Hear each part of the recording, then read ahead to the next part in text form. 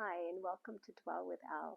Today I am going to share something that the Lord was teaching me over these last few weeks as I interacted with family gatherings and friend gatherings. There's a lot of relationships going on, right? There's a lot of relationships that may be difficult and hard, but we have to come together in the holidays.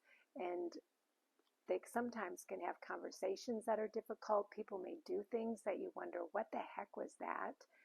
And that did happen to me in some of our gatherings. And the Lord was really using that to teach me about who He is and how He wants me to reason with Him. Not for me to use my reasoning mind to understand, but to reason with Him. And when we dwell with Him, that's what we do. We take all the things that happen in our lives, all the things that our interactions with others, we get to take them to Him. And that's what we're going to talk about today. So come join me, my friend.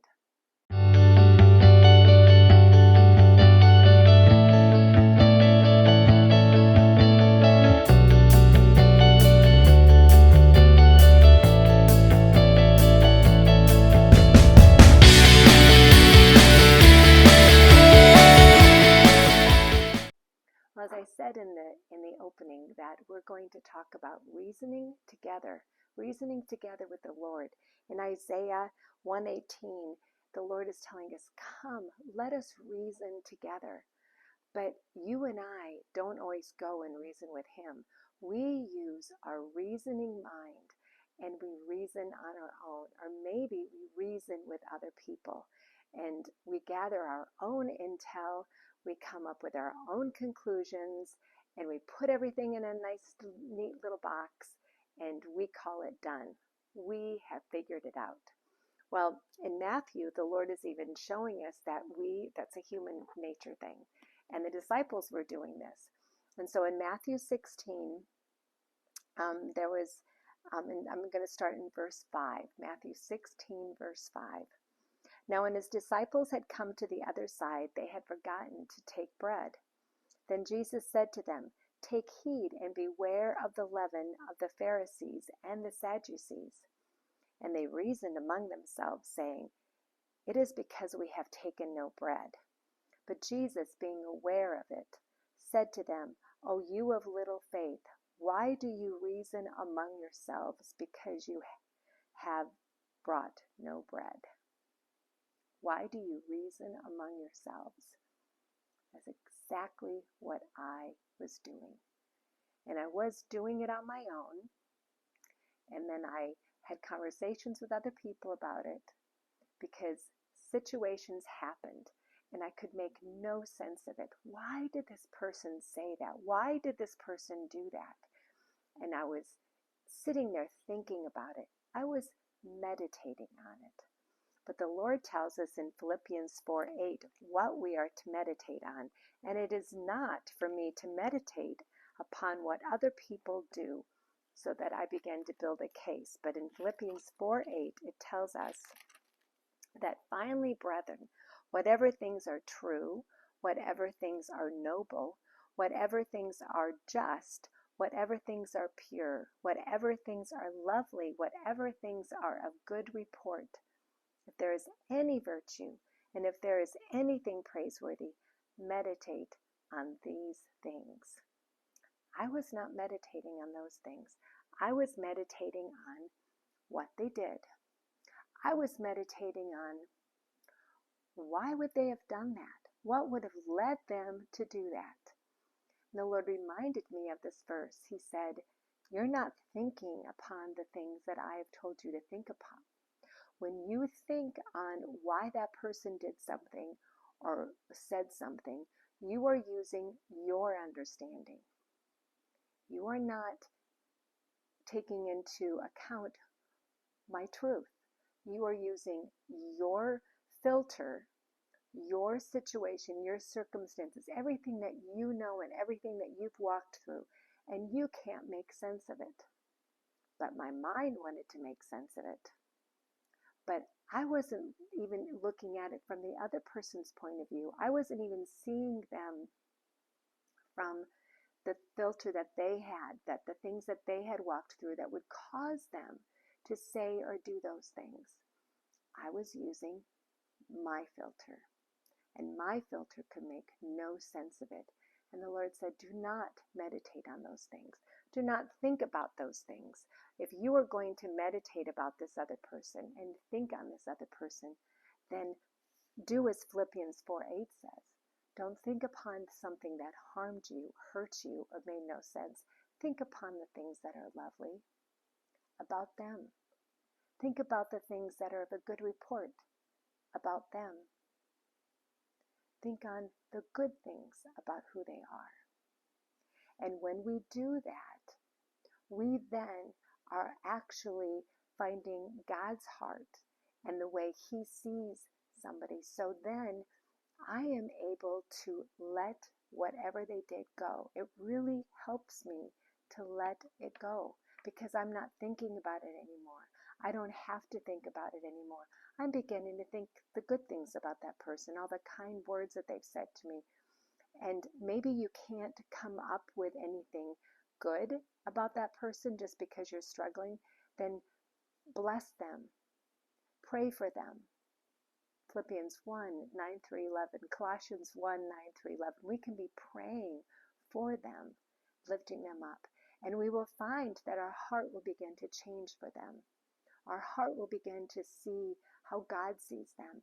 And when we do that, we also are aligning our hearts so that as God wants to tell me what actually was happening, or give me truth about the situation, or help me to understand that person in a greater way, I've actually prepared my heart to be able to do that. I've actually aligned my heart so that I can do that. He may or may not tell me something like that, but I'm lining my heart with His.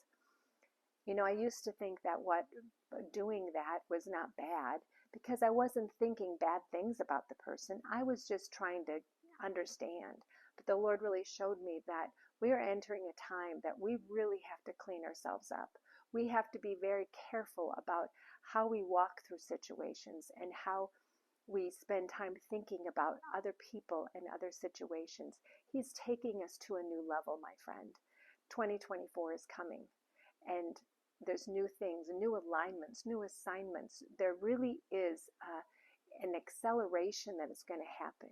And if you and I are to be able to participate in the acceleration, participate even in the fulfillment, I've heard that word over my husband, that just a fulfillment, then we have to prepare ourselves. We have to change the way that we may have thought it was okay to deal with situations and to interact with other people. We need to know His heart. We need to be able to release things, let things fall off of us. As I meditated on the good things, as I began to see how God saw these people, then I was able to release it. I heard someone say not too long ago that when they could only feel like a in their heart when they thought about a person or when they saw a person, then they prayed for them and they put their eyes on the Lord, thinking about the good things for that person until they began to see God's heart for them. Because isn't that really what we're supposed to be able to do, is to see people through God's heart? We are to love others more than we love ourselves, above and beyond how we love ourselves. We are to serve them and to serve their dreams and to serve them the way that Jesus has served us. So this is one way that we can begin to change how we walk through this next year, change how we interact with other people, and maybe begin to put things in a box. Our mind loves to put things into a box. We love to understand, but in Proverbs 3:5-7 it says, do not lean on your own understanding, but in all of your ways trust the Lord. Trust the Lord, and He will make your path straight. And we are to trust in Him with all of your heart. So I'll try that scripture again. Trust in the Lord with all of your heart and lean not on your own understanding. In all of your ways acknowledge Him, and He will make your path straight. You know that word acknowledge, actually in the Amplified, They give other words, meanings for that word, and it's to know him, acknowledge him, know the Lord.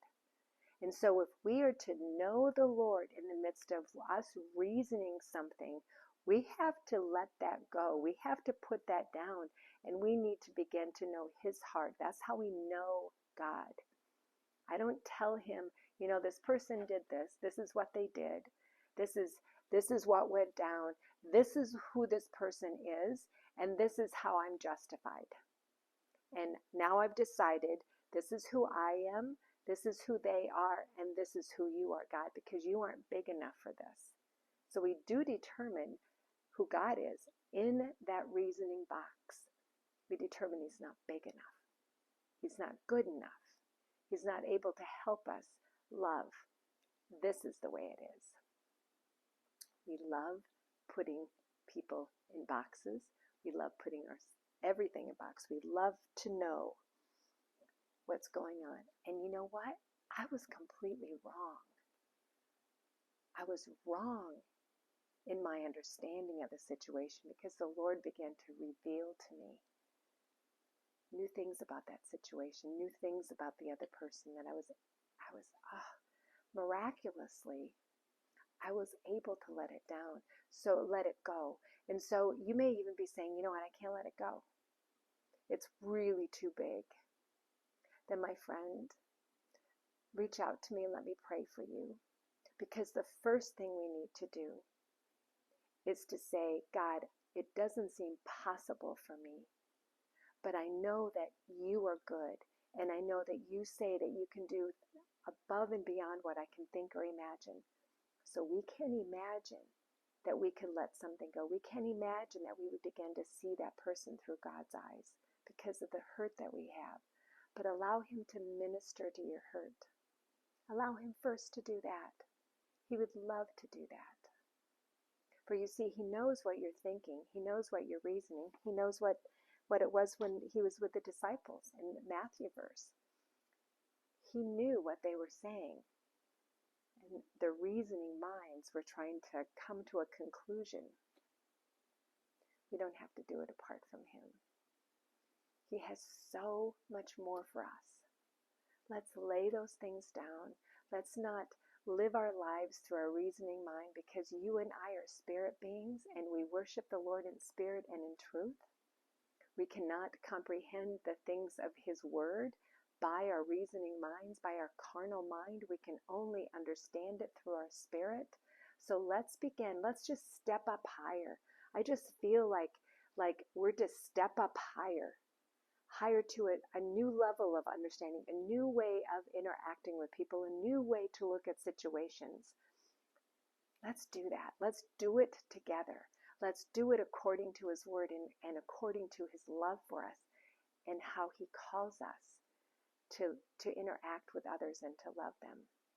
So God bless you, my friend. I pray that this has just been an encouragement to you, and you may have walked through some of these same situations in your Christmas. And again, if I can pray for you, if I can stand with you, if I can believe with you for the Lord's comfort and his truth to come pouring out upon you so that you're able to let go of things, that what a privilege that would be. So God bless you and have an absolutely wonderful week as we reason together with the Lord.